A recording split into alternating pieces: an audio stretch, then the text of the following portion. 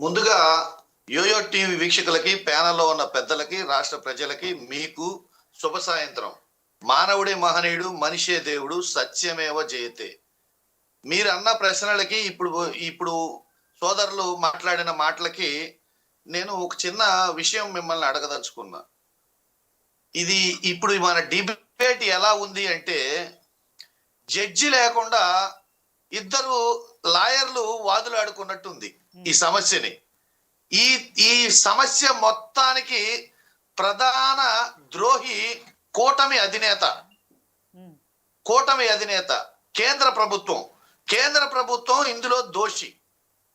14లో విభజన చట్టంలో పెట్టినవి 2 సార్లు కూటమి అధికారంలో ఉన్నా, 3వసారి అధికారంలోకి వచ్చిన ఈ 2 రాష్ట్రాల సమస్యల్ని పరిష్కరించకపోవడం అనేది చాలా దారుణమైన విషయం. ఎప్పుడైతే తెలుగు రాష్ట్రాలు రెండుగా విడిపోయినాయో, విడిపోయిన తర్వాత దక్షిణ భారతదేశానికే అన్యాయం జరుగుతున్నది.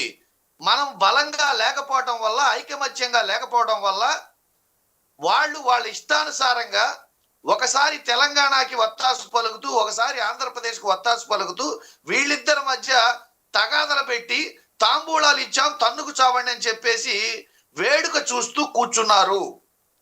ఈ సమస్యలు పరిష్కరించాల్సింది అప్పటి నుంచి ఇప్పటి వరకు 3 పర్యాయాలు ఎన్నికల్లో గెలిచి అధికారంలో ఉన్న కూటమి ప్రభుత్వందే దీని బాధ్యత. కూటమి ప్రభుత్వం ఇంకొకరి మీద సాకులు చెప్పటం అనేది దెయ్యాల వేదాలు వల్లించినట్టు, దొంగ అన్న సందంగా నీతులు చెప్పటం అనేది దారుణమైన విషయం.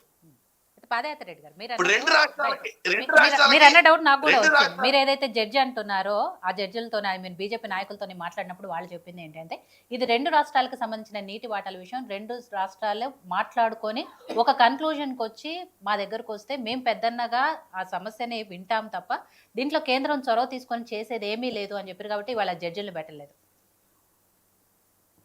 అంటే ఇప్పుడు వాళ్ళు ఎన్ని తప్పించుకోవడానికి ఎన్నైనా చెప్పొచ్చు. అంటే వీళ్ళు ఎన్ని రోజులు తన్నుకుంటే వాళ్ళు అంత సేఫ్ కాబట్టి, వీళ్ళు ఎన్ని రోజులు కొట్లాడుకుంటే, ఎన్ని రోజులు పంచాయతీ పెట్టుకుంటే వాళ్ళు అంత సేఫ్ కాబట్టి వాళ్ళు ఏం చెప్పరు. తాంబూలాలు ఇచ్చాం తన్నుకు చావండి అనే చెప్తారు. వాళ్ళ విధానమే అది. అసలు తెలుగు రాష్ట్రాలను విభజించడానికి కారణమే అది. వాళ్ళు విభజించి తాంబూలాలు ఇచ్చాం తన్నుకు చావండి అని చెప్పేసి వేడుక చూస్తూ ఉంటారు.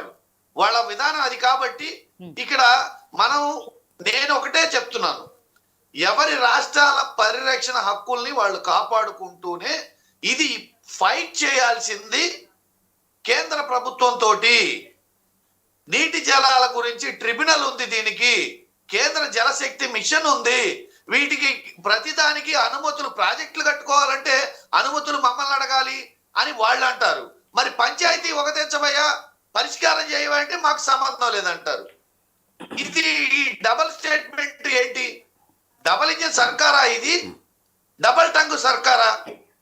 డబల్ స్టేట్మెంట్ సర్కారా? ఒకసారి ఆలోచించుకోమనండి వాళ్ళని. ఇక్కడ క్లియర్ గా ఇది పూర్తి తప్పిదము కేంద్ర ప్రభుత్వం అనేది, కూటమి ప్రభుత్వం అనేది. 3 పర్యాయాలు కూటమి ప్రభుత్వం అధికారంలో ఉంది.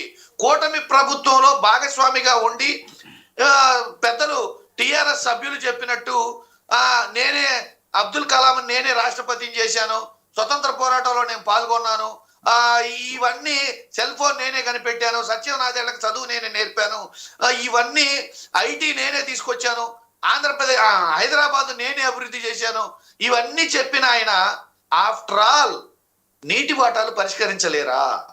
కూటమి ప్రభుత్వంలో భాగస్వామిగా ఉండి నేను లేదే కేంద్ర ప్రభుత్వం మనుగడ సాగించదు, వాజ్పేయి నేనే ప్రధాని చేశాను, ఇప్పుడు మోడీ ప్రభుత్వం నా వల్లనే ఉంది అని ప్రగల్భాలు పలికే వాళ్ళు పెద్దలు మరి ఈ చిన్న నీటి సమస్యలు పరిష్కరించలేకపోవడం,